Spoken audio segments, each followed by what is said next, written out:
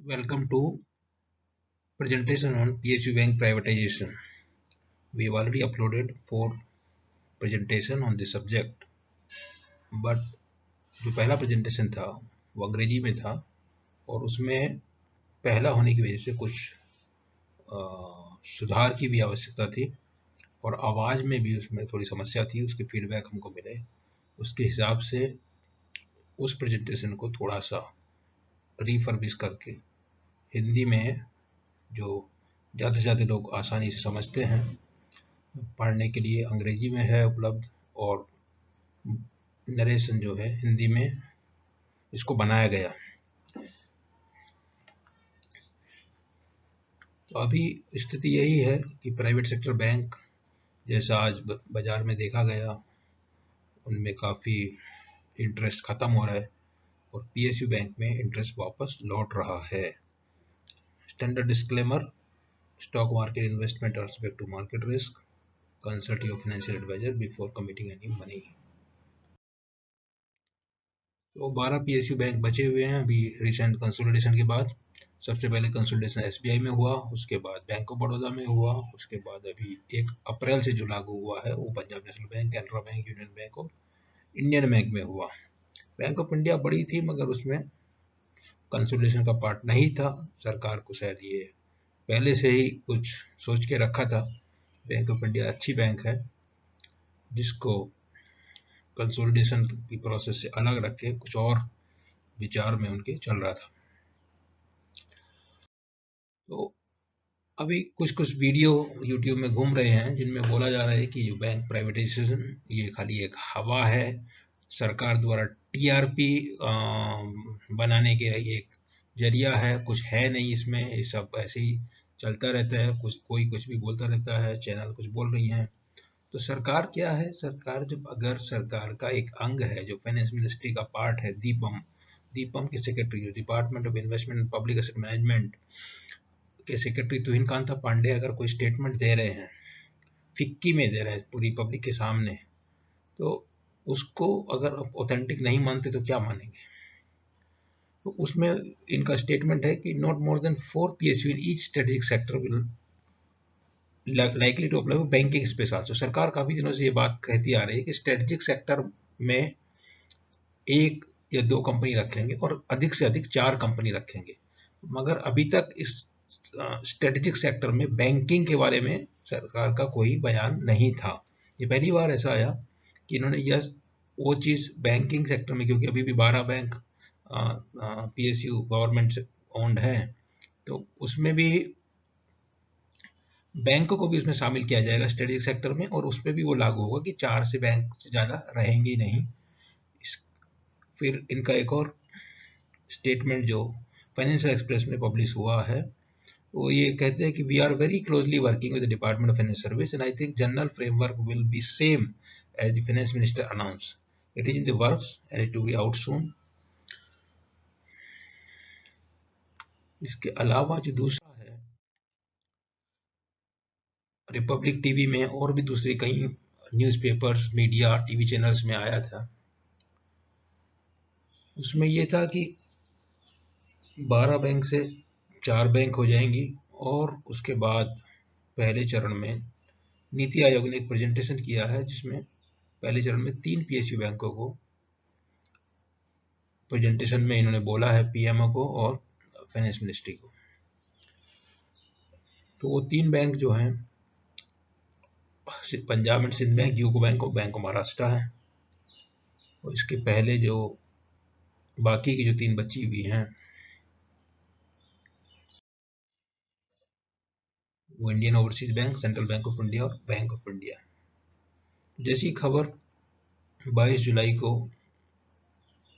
Public domain में आ गई, उसके बाद इन सभी 6 की 6 बैंकों के शेयर में काफ़ी इंटरेस्ट डेवलप हो गया, क्योंकि अदरवाइज इनको कोई पूछता नहीं था, कोई वॉल्यूम नहीं होता था और रोज़ घटते जा रहे हैं पिछले बहुत दिनों से। मतलब ये 4-5 साल से ऐसा चल रहा था कि पीएसयू बैंकों के शेयर में किसी को कोई इंटरेस्ट नहीं है। 31 जुलाई की जो ये खबर थी नीति आयोग की, ये 1 अगस्त को पेपर्स में आई है, जिसमें ये इन 3 बैंकों को पहले चरण में प्राइवेटाइजेशन की बात किया गया। तो हम इनकी 3 बैंकों के बारे में एनालिसिस करके देखते हैं कि किस बैंक की क्या स्ट्रेंथ है, किस बैंक से हम कुछ पैसा बना सकते हैं। तो क्या पैरामीटर चुनने हैं?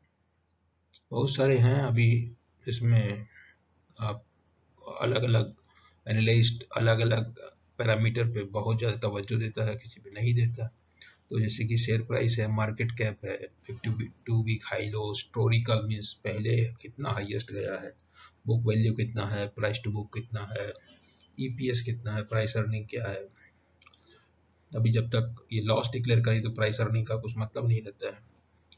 और इनकम कितना, ऑपरेटिंग प्रॉफिट, नेट प्रॉफिट कितना है, स्लीपेज, फ्रेश स्लीपेज कितने हैं, provision coverage ratio, asset quality, gross NPA, net NPA का क्या लेवल है, घट रहे हैं, बढ़ रहे हैं, कांस्टेंट है, इक्विटी कैपिटल कितना है, सरकार की ओनरशिप कितनी, फ्लोटिंग स्टॉक कितना है, असेट के टर्म्स में कितने असेट्स हैं, ब्रांच कितनी है, एटीएम क्या technology, new digital platform use कर रहे हैं कि नहीं कर रहे हैं, कितना स्टाफ है, लाइबिलिटी है, एसेट है।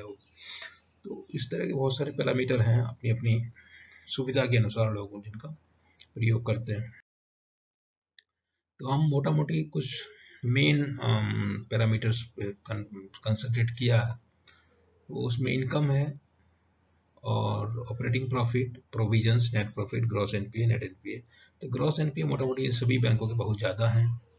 नेट एनपीए लेवल पे बीओएम थोड़ा बेटर है, यूको भी अभी काफ़ी इंप्रूवमेंट किया है, और ऑपरेटिंग लेवल पे अच्छा परफॉर्मेंस सबका है। वो इसलिए वो हमारा कहना है क्योंकि कुछ कुछ प्राइवेट बैंकों की ऑपरेटिंग लेवल पर भी बहुत बुरी हालत है।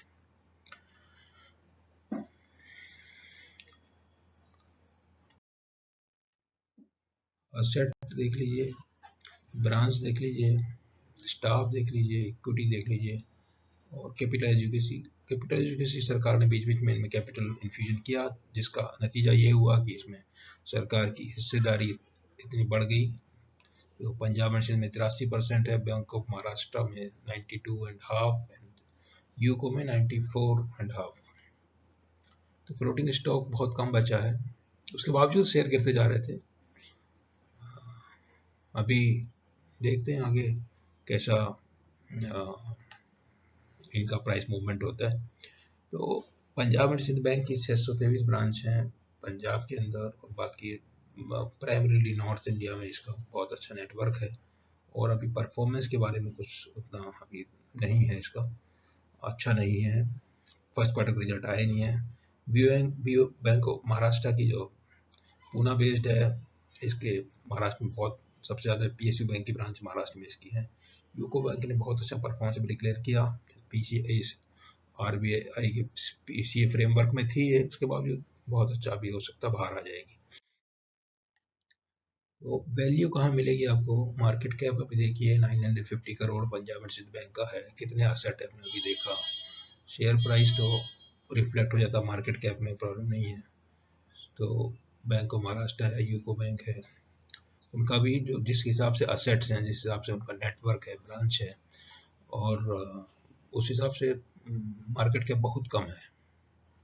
तीनों का भी मार्केट कैप बहुत ही कम है। अभी बुक वैल्यू में हम कुछ ज़्यादा तवज्जो नहीं देते। ये दोनों बैंक ऑफ महाराष्ट्र पिछले 5 तिमाही से आपका प्रॉफिट रिपोर्ट कर रही है, और यूको बैंक इस बार पहली तिमाही में प्रॉफिट रिपोर्ट किया है, और एनपीए में बहुत अच्छा परफॉर्मेंस इनका आया है अभी लेटेस्ट तिमाही। बीओएम की दूसरी कुछ और हाईलाइट है, प्रॉफिट इंक्रीज हो गया है, और ऑपरेटिंग प्रॉफिट भी इंक्रीज हो गया, नेट इंटरेस्ट इनकम इंक्रीज हो गया, कॉस्ट इनकम रेशियो अच्छा 51% है, उतना अच्छा नहीं है, ज़्यादा ही है। कासा रेशियो बहुत अच्छा है इनका, 50% है, और प्रोविजन कवरेज रेशियो अच्छा 85%। ग्रॉस एनपीए बहुत घटा दिया, 18 से 10-11% हो गया, नेट एनपीए भी 6 से 4% हो गया, और इतने खराब समय में भी इनका डिपॉजिट बढ़ गया है। उसके बाद दूसरी कुछ वही हाईलाइट इसमें दिखाया हुआ है, नेट एनपीए करीब 200 188 BPS डाउन हो गया। ग्रॉस एनपीए बहुत बड़ा रिडक्शन, 697 बेसिस पॉइंट रिडक्शन हुआ है। कासा 50% के आसपास पिछले क्वार्टर में भी था, इस क्वार्टर में भी है। डिपॉजिट 10% बढ़ गया, जैसा पहले बोला। तो बैंक ऑफ महाराष्ट्र में यही कासा जो है हमको सबसे बहुत अच्छा लगा। उसके अलावा यूको बैंक की जो हाईलाइट है उसमें लॉस में थी पिछले साल की पहली तिमाही में, इस बार उसने कुछ प्रॉफिट डिक्लेयर किया और ऑपरेटिंग प्रॉफिट तो मोटा मोटी सेम ही है, उसका कुछ खास अंतर नहीं हुआ। टोटल इनकम भी करीब करीब उतना ही है, नेट इंटरेस्ट इनकम बहुत ज़्यादा कुछ डिफरेंस नहीं है। मार्जिन भी बहुत कम है, कासा रिस्पेक्टिवली 40% है, प्रोविजन का भी रेशियो अच्छा 86% है। नेट एनपीए डाउन हो गया पिछले साल की पहली तिमाही से इस साल की पहली तिमाही में 9% से घट के 5%, बहुत बड़ा अचीवमेंट। ग्रॉस एनपीए 25% से 14 घट गया, बहुत बहुत बड़ा अचीवमेंट है इनका परफॉर्मेंस में। तो प्राइस में रिफ्लेक्ट होगा, आज नहीं तो कल जरूर होगा। प्रोविजन कवरेज इसी के लिए इन्होंने घटा दिया, अभी 1800 करोड़ से 1180 करोड़ कर दिया। तो इनमें जो ये ऊपर दिए हुए हैं ये बहुत कुछ खास नहीं, छोटे छोटे इंप्रूवमेंट हैं, बट यहाँ पे ये लॉस से प्रॉफिट में आई है। और जो बाकी जो हम चर्चा कर चुके हैं, ये कैपिटल एजुकेसी भी अच्छा 11.5% है। एसेट क्वालिटी में बहुत ज़्यादा इंप्रूवमेंट हुआ है। देखिए यहाँ पे ग्रॉस एनपीए 27% से लगा के 14% आ गए। 6 तिमाही का हिसाब है, 7 तिमाही का 27% से 15%, 14%। और नेट एनपीए 12 से 5, बहुत बहुत अच्छा परफॉर्मेंस। तो प्राइस में रिफ्लेक्ट होना है, अभी तो घटा हुआ है प्राइस, तो अभी अगर इन्वेस्टमेंट करेंगे तो बहुत अच्छा उसका मार्केट ने रिकॉग्नाइज किया नहीं, इसका फ्लोटिंग स्टॉक बहुत ही कम है, तो वो फायदा मिलेगा अगर आपको अभी जब टीवी पे कोई चर्चा नहीं करता है उस समय अगर आप खरीदते हैं तो आपको बहुत अच्छा फायदा उससे मिलता है। तब यही है, आप देख लीजिए तीनों के बारे में हमने चर्चा किया, तीनों में कुछ ना कुछ खास है, तीनों में भी कुछ ना कुछ खास है। और अभी जो स्टार्ट हुई है प्रोसेस, ये प्रोसेस में 6 महीना, 8 महीना, 10 महीना, 12 महीना जो लगेगा, उसमें धीरे धीरे किसी दिन कोई न्यूज आएगी, थोड़ा प्राइस बढ़ जाएगा, फिर थोड़ा वही लैंग्वेज करेगा, फिर कुछ न्यूज आएगी, फिर बढ़ेगा। तो जैसे जैसे ये डिसइन्वेस्टमेंट प्रोसेस चालू होगा तो अभी जो प्राइस है उसमें धीरे धीरे अप टू डिसइन्वेस्टमेंट प्रोसेस तो सरकार करीब करीब 51% आराम से इनकी हिस्सेदारी बेच सकती है, बहुत काफ़ी हिस्सेदारी है। तो तब तक प्राइस में मूवमेंट आएगा और जैसे प्राइवेट ओनर आ जाएगा तो जो परफॉर्मेंस, जो दिखाने वाली परफॉर्मेंस है, पब्लिसिटी पार्ट है, उसमें इम्प्रूवमेंट होगा तो फर्दर एप्रिसिएशन हो। तो एक मीडियम टर्म के लिए बहुत अच्छी तीनों भी बैंकों में अपॉर्चुनिटी है।